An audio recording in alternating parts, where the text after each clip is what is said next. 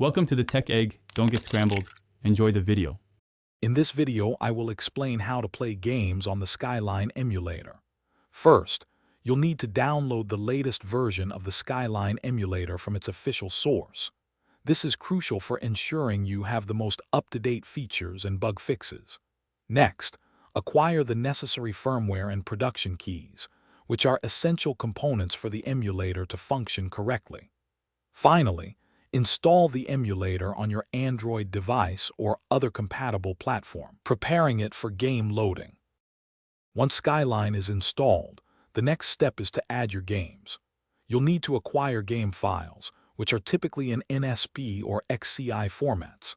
After obtaining them, transfer these game files to a specific folder on your device, perhaps one named Games or ROMs. Then, open the Skyline Emulator and configure it to scan this designated folder. This process allows the emulator to recognize and display your game library, making them ready to play. To get the best experience, optimizing your emulator settings is key. You can adjust graphics settings to find a good balance between visual quality and performance, ensuring smooth gameplay. Experiment with enabling or disabling specific drivers, as this can significantly improve game compatibility and stability for various titles.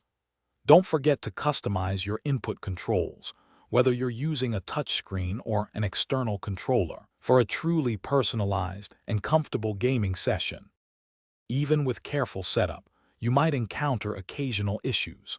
If a game isn't running perfectly, consult community forums. They are excellent resources for finding solutions to common problems. Remember to update the Skyline Emulator regularly, as developers frequently release updates that bring performance enhancements and better game compatibility.